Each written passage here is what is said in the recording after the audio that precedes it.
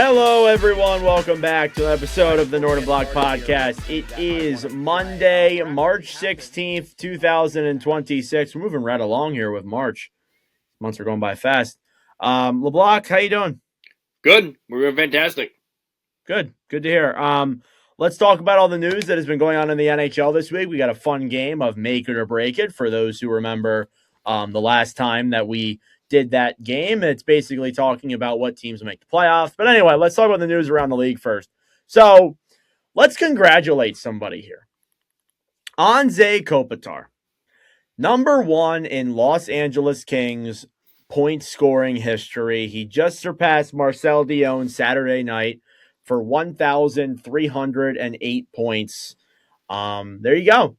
It's pretty great there for Kopitar. I'm actually shocked it took him until now to pass it, but just wanted to say congrats to Kopitar, one of the best players we've seen. I think what's crazy is that Dion had that record and he only played 950 games for the Kings, while Kopitar's on like over 1,500 now. Yeah, that is pretty interesting. So it shows how good Dion was. Mm-hmm. Kopitar's not at that level, but he still is a great. Probably, I mean, some would argue, like, do you think Kopitar's better than Dion? No, I absolutely not. Marcel Dion was one of the. He was a very, very good player, but he was never on he was on the Red Wings when they were not great, and then he went to the Kings where he dominated, but the Kings were never a good team. So do you think that he is the greatest King ever, or is it Kopitar that's the greatest King ever? I think it's Kopitar, but Dion's up there. So if you could also put Robitaille in that conversation as well. But I like, you think about it, like the best King ever. Kopitar won cups. People are gonna remember him winning cups. Dion was like Dion will always be a legend in LA for that franchise. But I look at this as Kopitar has 2 cups with the Kings, and that's what it comes down to at the end of the day.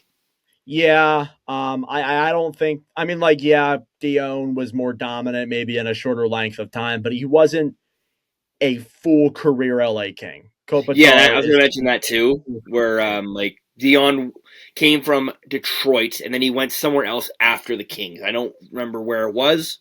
Rangers. But yes, he went somewhere else. So I think Kopitar has that over him. Like, if we're talking just player, Dion's better. Like, I mean, like, this guy scored 700 goals. Like, come on. I think it's pretty clear who the better player is, but the better King is definitely Kopitar for sure. Let's talk about RadKO Gudas. RadKO Gudas has been suspended for 5 games after the suspension, or after the knee-on-knee contact with Austin Matthews. Matthews suffered an MCL tear, which is like a grade 3, which is, I think, is the worst of all the grades that you can get. He is out for the season, which definitely sucks to see there for Matthews. There is a bit of a light to it with Toronto. At least they can not have him and start losing more games. But you never think about that with an injury. It sucks with Matthews, with how it happened. And, I mean, you can argue about the suspension all you want. We'll talk about our thoughts with that. But I think there's a lot of things in player safety that up until this suspension, I realized, I'm like, why is that in place? So what are your thoughts on the suspension? I'll read some quotes here, too. First, before we get into that, I want to tell you this. Did you see Matthews rip the Florida player safety a new one? Do you mean his agent? Oh, but no, that was him. No, that was his agent. Oh, well, thanks, Tim, for false information. Me when I lie. I can read that here, though, if you would like. Yeah, for sure, yeah.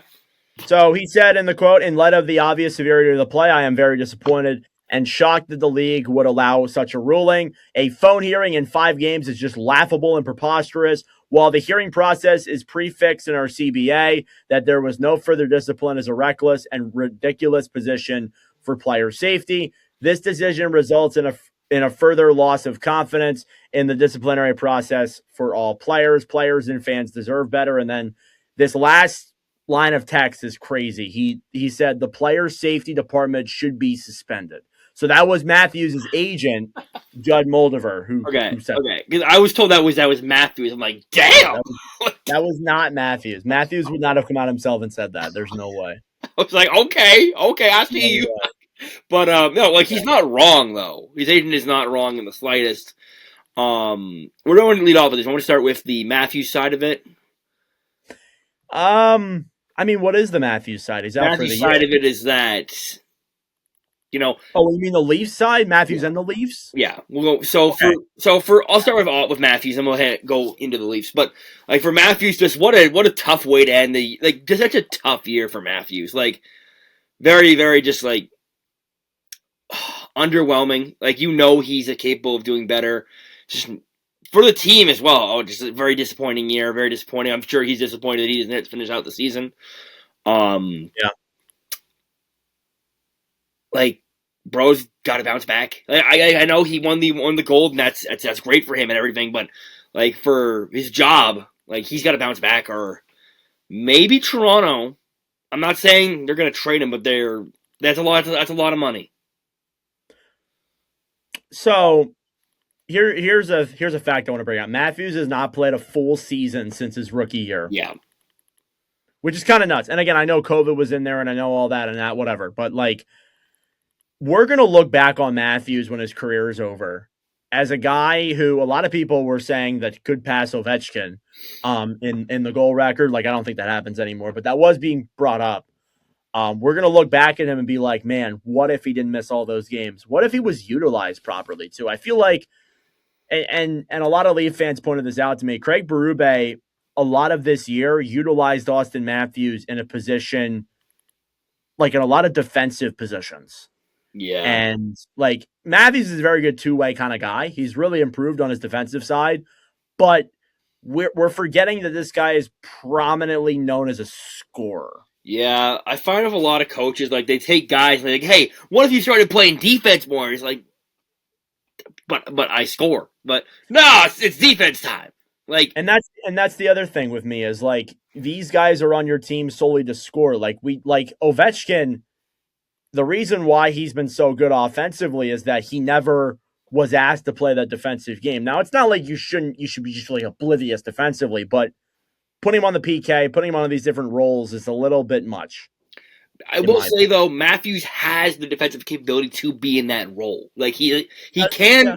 He's been in Selke talks for years now. Like it's not like we're asking, hey, Eric Carlson, you want to play defense? Maybe, Yeah, but like you get the point. Yeah, I do.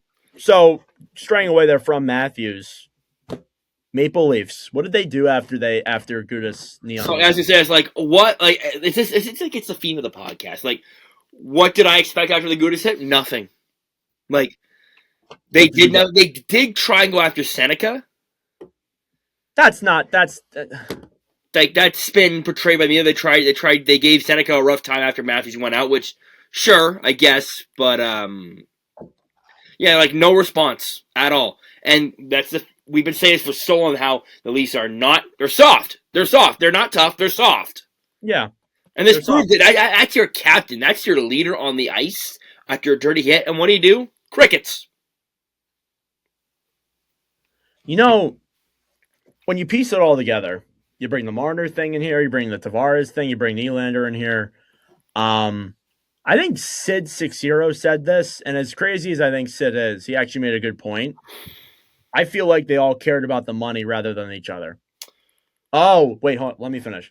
They're like, oh, Nylander got paid that, I want that. Marner got paid that, I want more. Tavares got that, I want that. Yeah, like this goes back to the Dubas days where Dubas gave Marner like too much money, and then he gave Tavares also too much money, and then he gave Matthews way too much money. No, I know. No, wait. No, that was Dubas. Yeah, that was. Yeah, he gave Matthews too much money. He gave Nylander a little bit. I mean, I think Nylander contract is fine now, but that's a different regime. That's a different story. At the time, it was a little. Yeah, but like. I personally think 6-0, I have my opinions on him. Maybe a rare W take. Yeah. Like I agreed with that. And I think Sid's a little much too, in my opinion. But I agree with that statement. Like you really think about it, it does make sense. Like they really never cared. It really feels like they don't care about each other. Like you see all these different teams, and you can talk about Florida, you can talk about Edmonton, you can talk about the teams that went far and beat the Leafs. I think generally just any team. Like if you see your captain get hit like that, you're going to kick in their ass. I can guarantee you, whether it's the Anaheim Ducks or the Philadelphia Flyers or the Detroit Red Wings or the Ottawa Vancouver. Senators. Maybe some teams are softer than others, but you have at least one guy that's going to be like, all right, come on. Look at and like go and make that guy match, like have to match it. I know Gudas was kicked out of the big. He's a big dude. Like Gudas was also ejected too. Let's not act like Gudas played the rest of the game. But this isn't the only instance where things like this have happened. Yeah, I'm also. I totally forgot what I was going to say. Oh my god, I totally forgot what I was going to say. It's all good, but I like hate when that happens. It's all good. It's all good. I'll keep talking. But it's like when you look at all these other teams, they're able to respond back, and we even look back to last like mid October with the Stolars thing, where Stolars got ran into and they did nothing. They did nothing.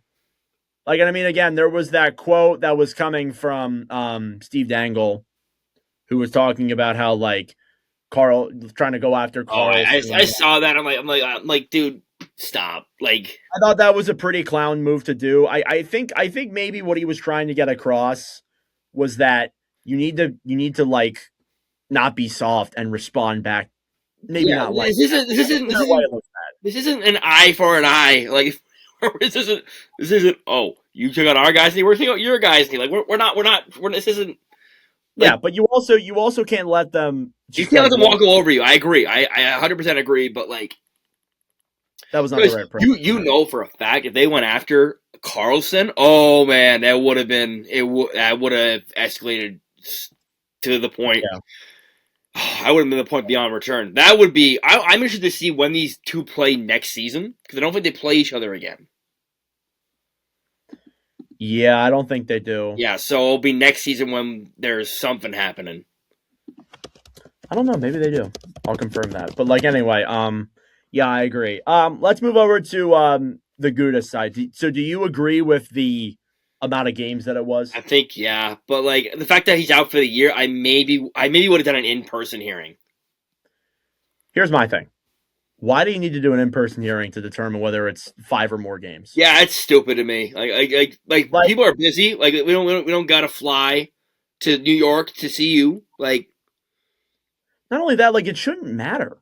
Like what difference does it make that you're meeting the guy in person? Oh no, maybe when you get called into the principal's office, it feels serious. Yeah, when you call the office at work, you feel serious. Like it's that kind of effect. Like it's not like. Yeah. Like getting grilled on the phone is like you can like tune that out. Getting grilled in person, like that you need to like look in their eyes. Monday, March 30th, they play the Ducks in Anaheim. Oh no. Maybe I'll commentate that game. But yeah, anyway. Circle it on the calendar.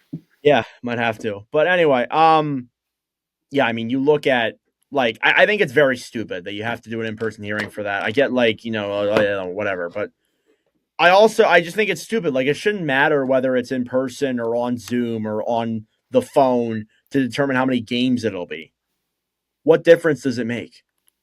Like, I just don't get it. And that the other thing with me too is that the way they measure like how much time they have, like their past is like 18 months and not their entire career. Like, you should keep in mind, like, oh, let's say this player had like a 2-game suspension at the beginning of their career, and now 10 years later, they're facing something else. Mm-hmm.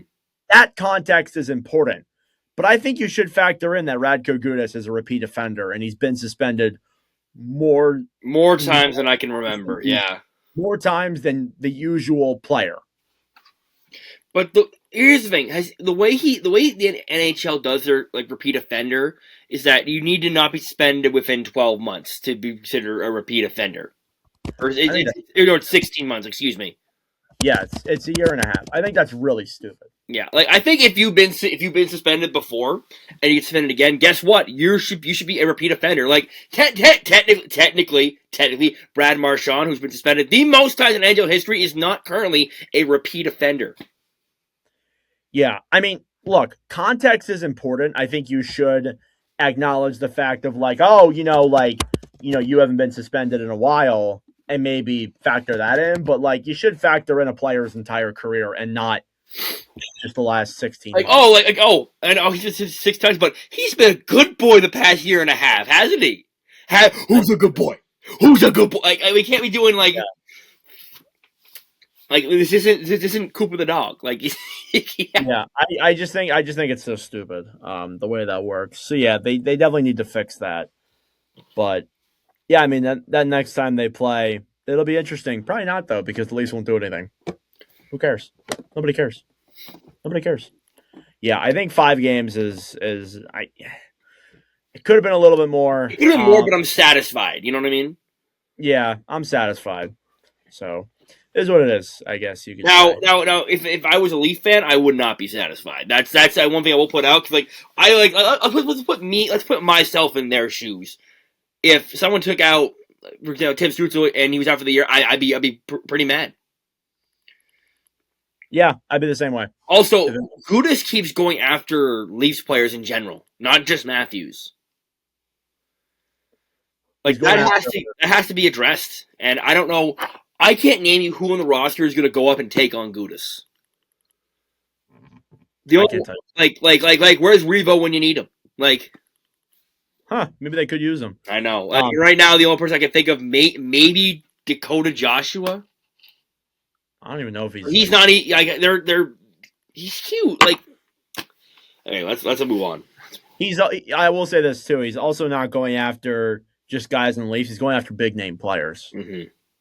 Look at Sid. I mean, that was in the Olympics, but it's still the same president. Anyway, some prospect news here. There's been some guys that have been signed by their NHL teams. There's 3 players I want to talk about here. First off, let's talk about the most notable one, Cole Hudson, 3-year entry-level contract with the Washington Capitals. His season is done at Boston University. Cole Hudson actually had a year with BU that was actually a little bit more underwhelming than the previous year before. So for context, I'll read off his stats here real quick. In 2024-25, the year after he was drafted, he had 48 points in 39 games played, 14 goals, 34 assists. This past year, in 4 games less, he had 32 points in 35 games played. With BU. Both with BU. Both of them were Boston University. Yeah, no, I was going to say, with Carlson now out of the picture, this next season, this gives Hudson basically, I don't want to say it's a guarantee he's going to make the team, but I would put money on him making the team. I would put all the money in the world for him to make the team. I think Carlson leaving opens that spot for him to come in there in that lineup. I know they have a guy like Timothy Liljegren who they just acquired, and maybe the plan is to send him down to Hershey because he didn't have necessarily the greatest year in the world, but it's still, whatever. Yeah. But I think still, I think that the expectation is he will play at the end of the season for the Caps. You're not in a playoff spot. You might as well just call up all the young guys. You're not making it either. I can guarantee you that. So I'll just be honest with you there. But Hudson, he's one of the guys who's been really hyped up by a lot of people, especially a lot of Capitals fans. And this past year was a little bit underwhelming comparatively speaking, but I think he'll still be a good player. All right. Quickly, is he Lane? Is he Lane? A lot of people said when he was drafted that he would be better than Lane. It's kind of hard. That's kind of hard to like.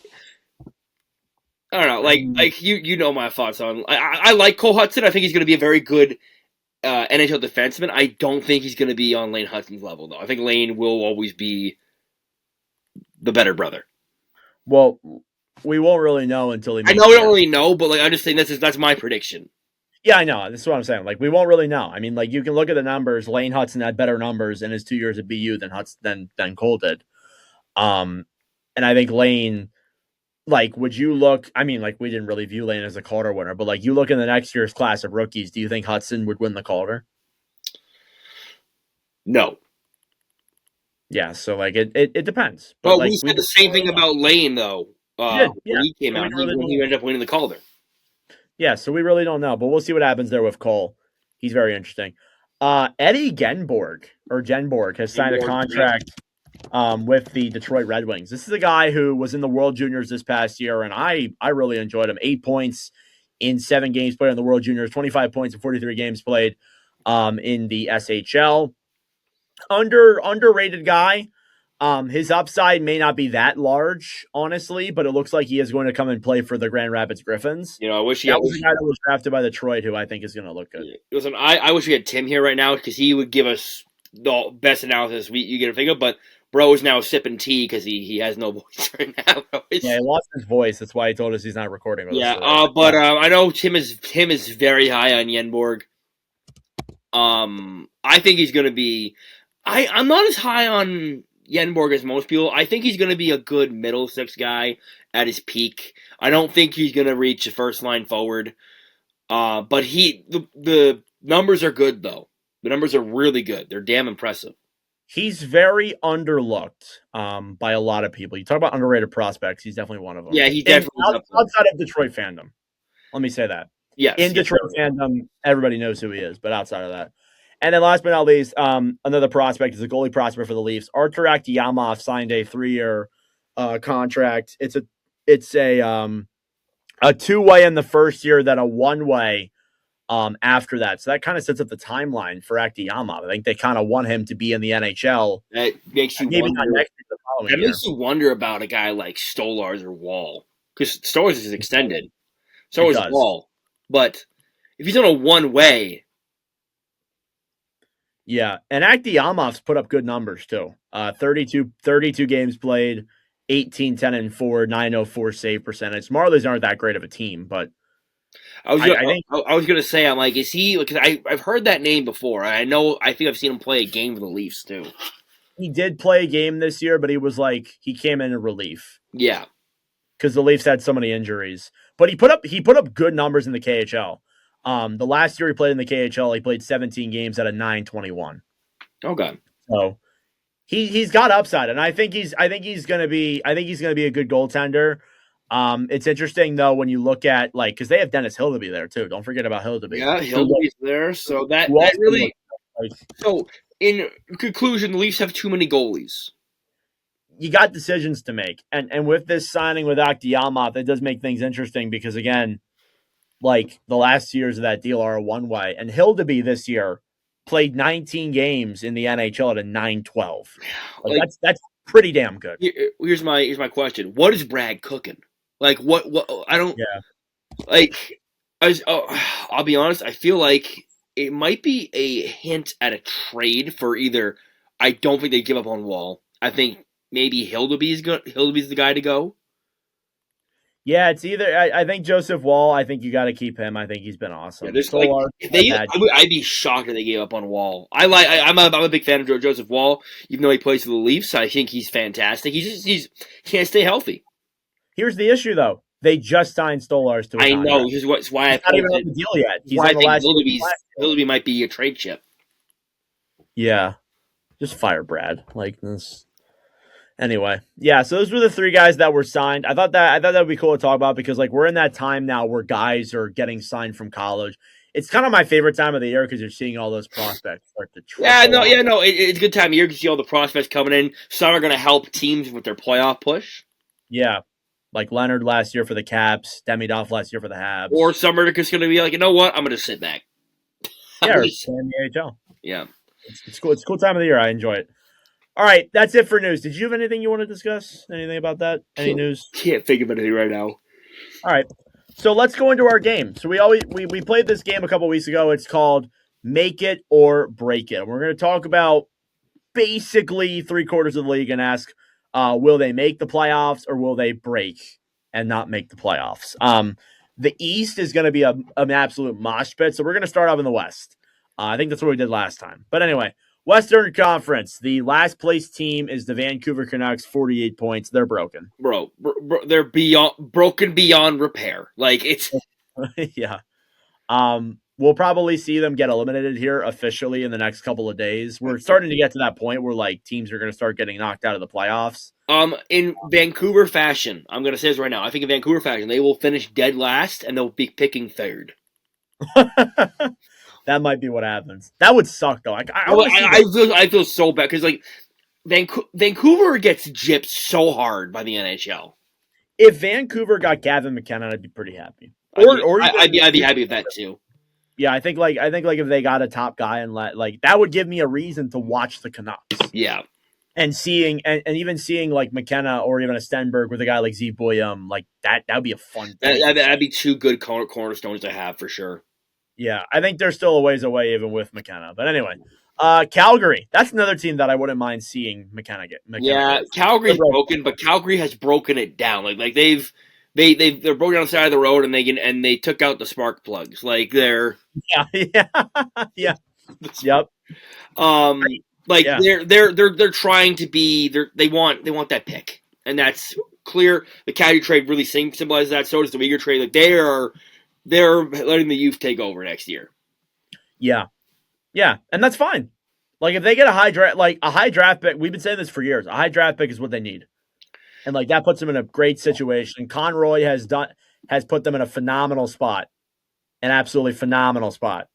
Craig Conroy's really done a very phenomenal job, like drafting wise. Look at all the trade. Like I think I've been a little critical of the trades, but he's gotten good assets back for these trades. They're set up nicely for the future. Them getting a top 3 pick, that would be the world to them. They have 8 draft picks in the first 3 rounds this upcoming draft. Like this is their year to get those top guys. And even like they just have such a great pool of players even with that. Mm-hmm. Like you have Zane Perek, you have Hunter Brucevic, who's been with the team the entire year. You have guys like, Connor Zary, still relatively young. You have Coronado, who's still relatively young. You have Matt Greden, who's been over the team most of the year. You have Hanzek. You have Cullen Potter and Cole Reshney and Theo Stoxelius. Like and even the leading scorer in the in college hockey, Ethan Wittenbach. Like you got plenty of guys here to build around and getting more prospects into your pool. You do get to that point though where you have all those prospects and you're like, all right, let's start trading those guys for other assets that help us out now. Mm-hmm. And that's why with the Justin Falk trade with Detroit, I was like, you got to take risks. You got to eventually all these guys are going to come in. And you're not going to have enough room for all of them. So you got to trade some of them for guys that'll help out now. Mm-hmm. But that's a long ways in the road. But Calgary's in a good spot. They're broken right now, though. Chicago is also broken, sadly. Not as broken, but they're broken. They're broken. Like they're on their way there. I think they've taken another step in the right direction. I mean, Blashill's done a good job this year of establishing that.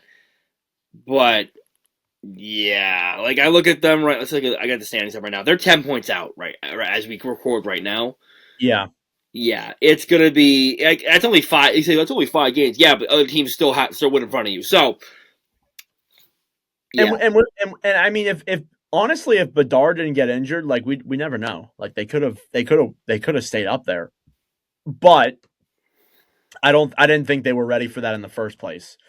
It's a long season. I knew the fallout was coming when it was like November and they were in a playoff spot. Excuse me. I was like, yeah, no, they're gonna fall out. Mm-hmm. But like, regardless, I think you should still be happy with what they put together. They're not going to get as high of a draft pick this year, but they'll still get a pretty good draft pick. I think they're in a fine spot. St. Louis, though, they need to stop fixing themselves.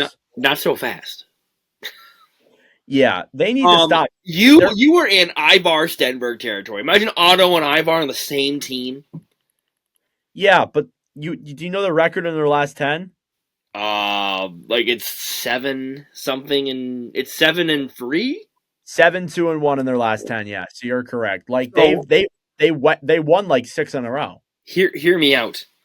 If they keep playing this, they could maybe make a push. The West is very weak. It's very weak. They're 7 points back of the Kraken, and they have no games in hand. I realize they have like 15 games left. Yeah, they're 7 points. You got to basically win out. Like, if you win out, then yes, or at least maybe go 10-2-1. Like that's probably the best thing I can do. Yeah, but I still don't think that happens. Like it's not possible. Yeah, I think St. Louis has a small chance though if they keep playing this, but I think we're gonna say broken. Yeah, they're absolutely broken. They traded their guys away. They're in a good spot in terms of their draft position and their terms of the assets they have, but they need to stop winning still. Winnipeg. Also, we say stop winning. they're pushing. They're 5 points back, dude. 5 points back. And they don't have games in hand. Basically, no team has games in hand, but like they're not that far away, dude. Not that far away, and they have a favorable schedule, I think, too. I can confirm that. Give me a moment. But yeah, like they're not that far away. They're like in between. They broke it down, but they're not broken. I don't. If they make playoffs and they sold Galaxy Brain move. Yeah, it's just like the Flyers that one year. They almost did that. Or the Caps did that the one year, I think. Yeah, Tampa, Winnipeg is the 10th hardest schedule. never mind then. You got Connor Hellebuyck though, so that's really about. So yeah, yeah. I don't think they make it, but like they're in the race. Nashville, bro, how is this team above some teams? Like this, they're not good. This team is so bad. They had that heater, and that's pretty much propelled them. 4 points out. Yeah, but like they went on that heater and they propelled them to that area. Mm-hmm. Like they're not. I still think they're broken. I don't. No, I'm not. We should have a third category, which is fake it, because they're faking it right now. Yeah. So I mean, again, like I think they're a good. I think like they're fun to watch. Like they have some fun guys on their team, but they should not be in this position they're in. Anywho, the LA Kings are also just outside there as well. What do we think about LA? This is a tough one because if I say make it, that means I'm kicking out one of the two teams above them.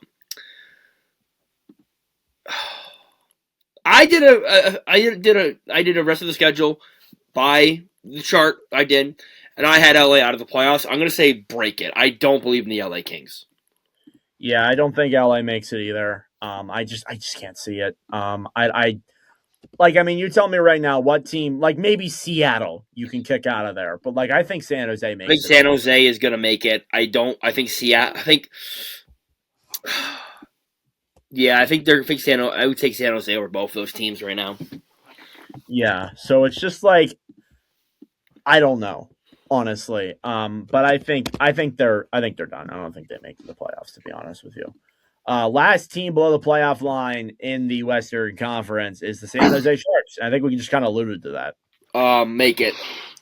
Yeah, and I don't hate that at all. I think that team is so much fun. Even if they miss, I'll be happy. I'll be really disappointed if they miss, though. I saw them play today, so yeah, I'll be very disappointed if they miss. They're a fun team. I want them to make it just for the experience. I don't care if they get pip smacked by like Edmonton. Like they play Colorado. Yeah, I think right now, yes, but they're still they still have a chance to get a divisional spot. That's how close it is in the Pacific. The Pacific doesn't really matter. Like they do. I think they could beat Colorado. You think what? I think they could beat Colorado. That is insane. It's an insane thing to say. I think they could. Call me crazy. Seattle did it like a couple years ago, but this is not. They have no experience. That's the only thing I'm gonna point out. Did Seattle, bro? They had guys who had experience, but not a lot. Yeah. Anyway, Seattle. I think they fall out. I've commented at them numerous times in the last few weeks. They're not that great of a team. They're up and down. I saw them play last night against Vancouver. They dominated that game, but it's Vancouver. Vancouver tax. Yeah, there's the Vancouver tax. But also after the break, they looked horrible. Yeah, they lost like 5 in a row. Like they were in that position, like they were in a playoff spot, and they were just like, nah, we don't want it. I mean, Bobby McMahon's been good for them, though. I will say that. Yeah, McMahon has 5 points since joining them. It's fucking nuts. They better re-sign him. Yeah, you better. I mean, if you're in that position, you kind of have to. Yeah. Like if they go in there and they don't sign McMahon, that's a hands are tied. You know, it's a bad look. But regardless of that, yeah, I think I think that Seattle does miss the playoffs. Maybe McMahon's the piece, though. We'll see. Now we go into the teams that are further above the Utah Mammoth. I think they make it. Not just because I'm a Mammoth fan, but I think that I team think is. Utah makes it. I think they're playing good hockey right now, so I hope they play Vegas in the first round. that'd be an insane matchup. That'd be awesome. I would love that. I hate that.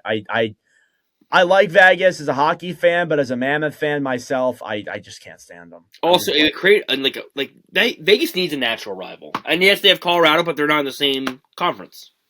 Yeah, that would create a rivalry. So I think that's the fun part of it too. I think that would just create a lot more entertainment and all that. So yeah, I mean, like with Arizona, there was somewhat of a rivalry, but Arizona was ass, so like it didn't really matter. But yeah, we'll go. How about the teams in the Pacific? Edmonton, I think they make it. They're in that. If Edmonton misses, like genuinely, everyone should be fired. Yeah, they'll make it. They're not that far ahead of. They're like They're ahead by 5 points. Yeah, from San they're not Jose. that far ahead though. Vegas makes it, but we've set our piece on Vegas. Yep.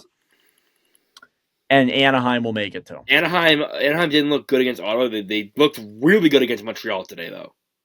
Yeah, I think they'll make it though. Good to see. And then the Central, don't even worry about it.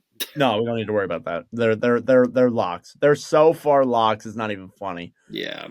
All right, Eastern Conference, New York Rangers. Broken. Next. Like, yeah, I mean, like that's all you. Like, there's nothing else to say. Like, New Jersey Devils. It stinks a little less than New York, but also broken. They're only 4 points ahead of the Rangers. That's insane. Yeah, I mean, like that's probably your best take of the entire offseason. Yeah, I'm saying I don't want to toot my own horn, but I'm tooting this horn. Yeah, you had it. That was a good one. But I also think I can't believe they were this bad. This year. I also had St. Louis in second, but then we don't talk about that one. Yeah, did you think they'd be this bad though? No, not at all. I thought maybe they would be a wild card team, but I thought second place in the Central would have been that was my bold take, and it was not bold. It was just stupid. I meant New Jersey. Not sorry, New Jersey. But yeah, I agree. I agree with the St. Louis thing. No, well. I did not think they'd be this bad. Well, they've been injured, like both 15th in the East, and no, 12th, 11th, yes, not 15th. Yeah, 15th is great. Like I still can't wrap my head around it that they're in this position. I think Tom Fitzgerald, if he doesn't lose his job, I mean that's a truly unserious organization they got going on there. Yeah, but that's just me. Next up, then on that list is the Florida Panthers, and I can't believe I'm saying this. They're broken. I just commented today. They're broken. But here's the thing: maybe missing the playoffs is exactly what they need to refuel. And I swear to you, if they get Gavin McKenna, I'm done. I'm done. Yeah, they are so depleted. It's not even funny though. Like even with guys coming back, they're not the same. Yeah, Kachuk hasn't been the same. I think Barkov not being there has been a massive impact. It's a massive. Like we thought it was gonna be a pretty big blow. I didn't think it'd be this massive of a blow, though. Yeah, and I think just the other thing too is they've missed just so many of their guys, as we mentioned. But like it's become completely just like impossible for them to get back into the race. They just weren't able to keep it. And I think their goaltending being terrible this year also played a massive factor as well. Their goaltending was really bad this year. Yeah. Really bad. The Maple Leafs, they're broken as well. We've already gone over that entire spiel. They're busted. Next. Yeah, honestly. Capitals. Here's my thing. Now, I have a take about the team above the Capitals, but the Capitals have played 68 games. It's the most games played in the NHL. They are currently 6 points back. I am going to say broken. They sold. It sucks that Ovi's last. I think this is Ovi's last year, and they're not going to make the playoffs. That's that'd be the best in this organization is just to retool. I think they're low key, and in my opinion, I think they're low key in a pretty decent position comparatively speaking. Like they get a higher draft pick this year. They do have a good crop of young players. This sounds like deja vu because we've seen this before. What do you mean? They got 7th overall 2 years ago and got Leonard. Yeah, I mean, I think they put themselves in a pretty good position here to. Yeah, I didn't think they'd be this far down when the season started, but just not much has gone right for Washington this year. Yeah, not much has gone right for them. It does suck that this is maybe going to be OV's last year. Maybe not. We never know. He could sign another 2-year deal or something like that, and maybe he wants to come back and play. There's a part of me that's like, there's no way he goes out like this, right? Like, there's no way. Yeah, but sometimes that's how it goes, though. Like sometimes that is how it goes. Kopitar is probably going to go out that way. So Kopitar is going out that way, and like, remember when Boston lost in the first round of Florida? Everyone's like, Bergeron can't go out like this. And then he did. Yeah. So, yeah, it can happen. It probably will anyway. But yeah. All right, let's see your spiel on Philadelphia. Philadelphia's got games in hand. Philadelphia's at 6 points. It is quite a bit of jump, but I think Philly's not broken. They're faking it. I agree. I don't want to talk about Philly. You know that term mushy middle? Yep. That's what they are. Yeah, they're just in no man's land right now. They're not good enough to miss the playoffs, or not good enough to make the playoffs, or not bad enough to get that high draft pick. And that is what's going to kill them. I just want to say, has things gotten better between Rick Tocchet and the media? Probably not. Like, I've been trying so hard. Like, I am a Flyers fan, yes, but I've been trying so hard to, like, not get all worked up about it because I'm just yeah, you don't want to become the way they're mismanaging him. Like, it's undeniable. Like, you can talk about how bad Mitch Goff. You can talk about how Mitch Goff showed up to camp fat, and I think next year will be a really good season for him. But like, man, we'll see how next year is. Sometimes those players need. I'm not as worried because it's a sophomore slump. It happens. It is what it is. Next year, if we have this same problem, then I'm fucking worried. It usually goes rookie year, sophomore slump, breakout year. Yeah. So if it doesn't go that way and he struggles next year, I'm really freaking worried. Really worried. But yeah, that's kind of my stance on Philadelphia. I don't even really want to talk about them. They just make me so upset. Ottawa. Let's talk about your Sens, buddy. 3 points out. What do we think? Making it.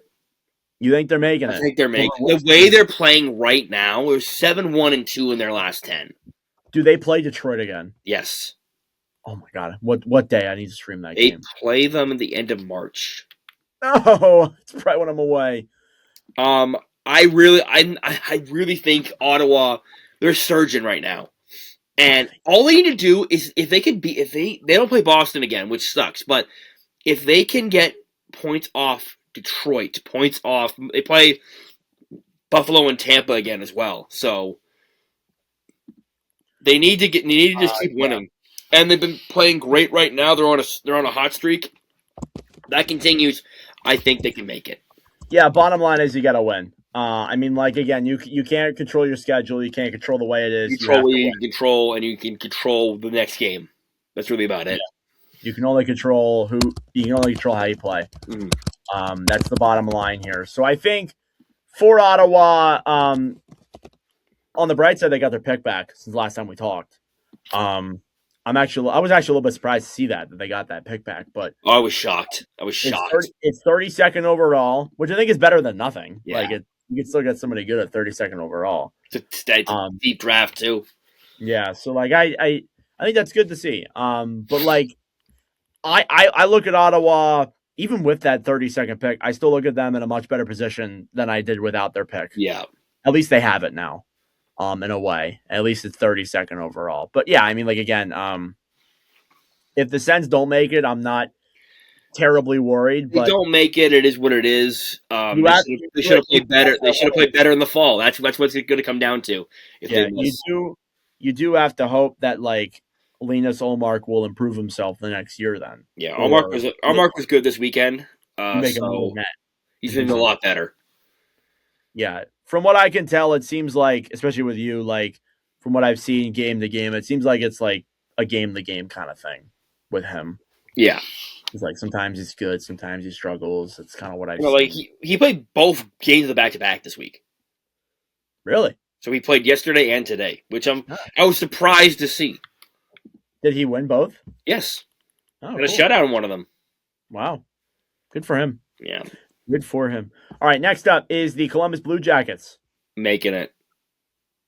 So, well, yeah, Columbus. We'll talk about the other two teams in a second. But yeah, Columbus, they're on a freaking heater. But here's my take: they're not going to be in a wild card spot. You think they're getting that division spot? I do. I agree with you. We'll get to the Islanders in a moment. I'll talk about the Islanders in a second.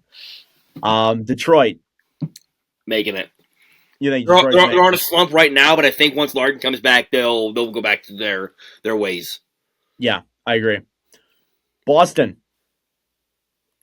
Break it. Yeah. Boston's got the toughest schedule left. They have a brutal schedule down the stretch. So I'll read off the schedule here for you guys that I can read off. So they have the second hardest schedule. Pittsburgh's up there too. Okay. With the hardest schedule. So Boston, they play Dallas, they play Carolina, they play Buffalo once, they play Minnesota, then they play Tampa twice. Those are big games. Then they play Montreal. I know they play Detroit in there at least once. Difficult. Yeah, Boston's a difficult one. I can see them making it, but I can also see them missing it. I'm like in the middle. That's fair. I just feel like their schedule is way too difficult to overcome. Yeah, I have a feeling they're going to make it.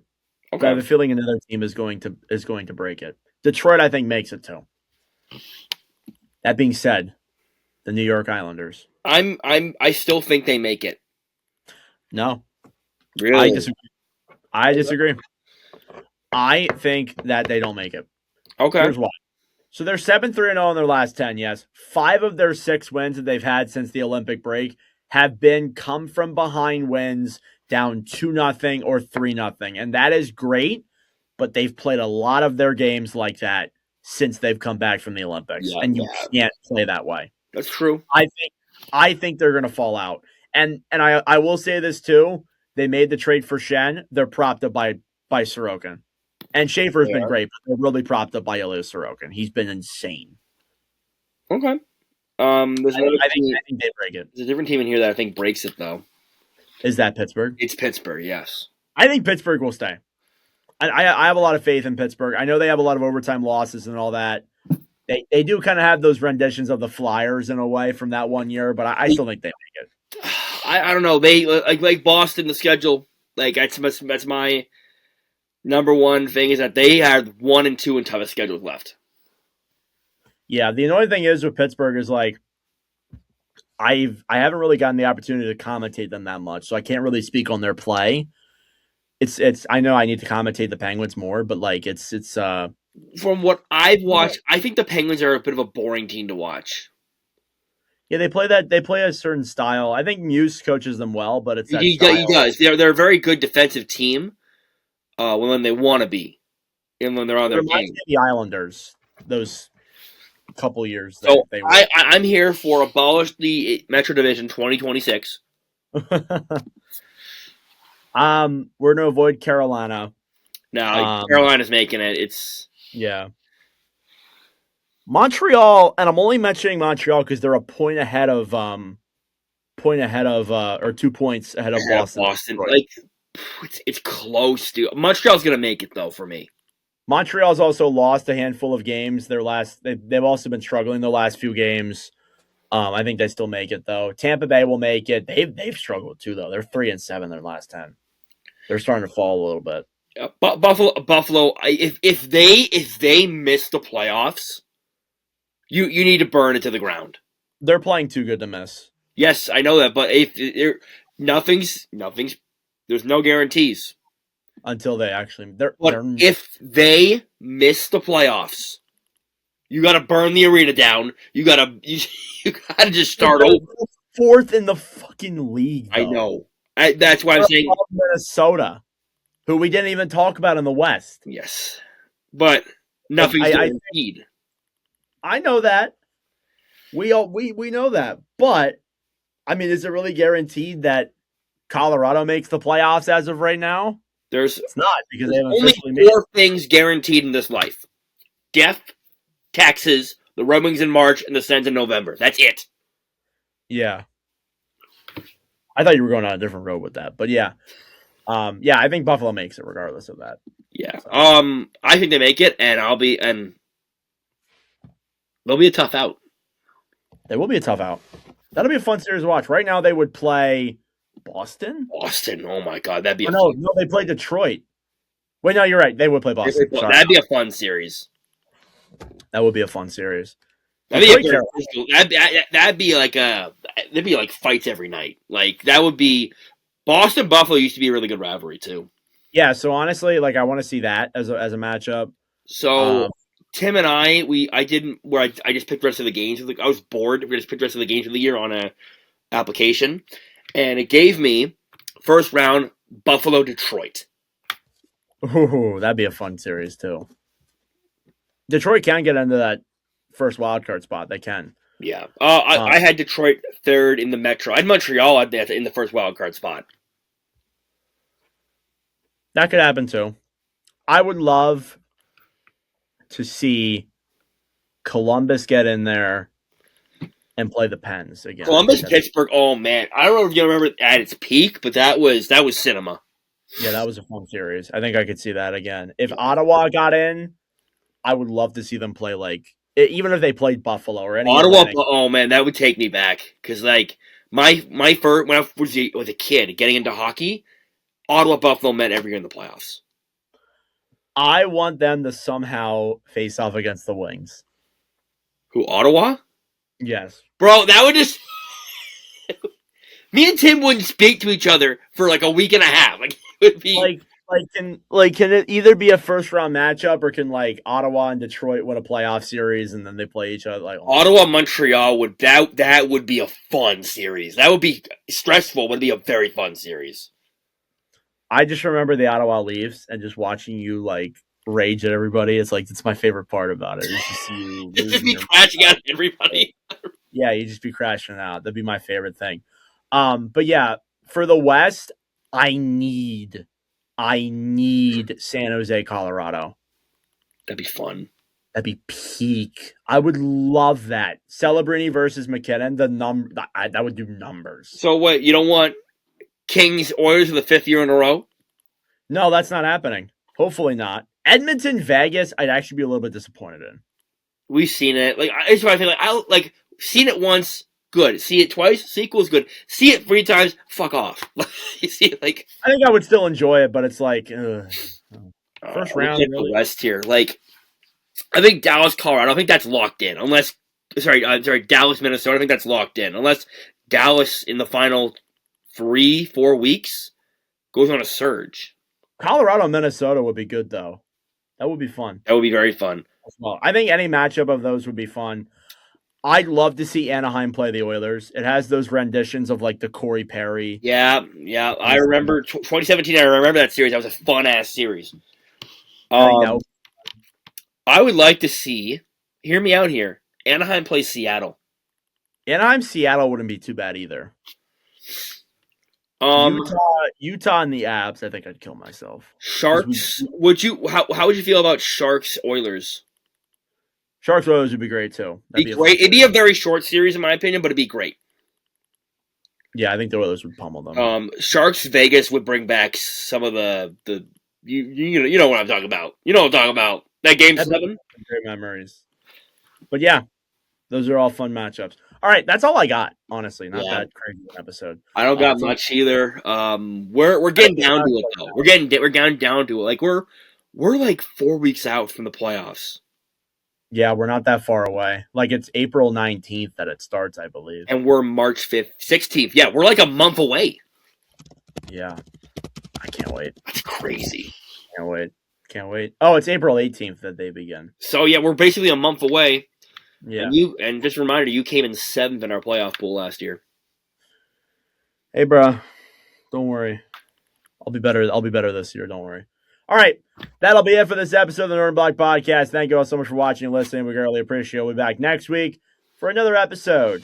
Till then, we'll see you in the next one. Peace. I just do what I do. See me? I just do what I do. Man, I just do what I do. To know about you, I just do what I do. Check. That's the intro.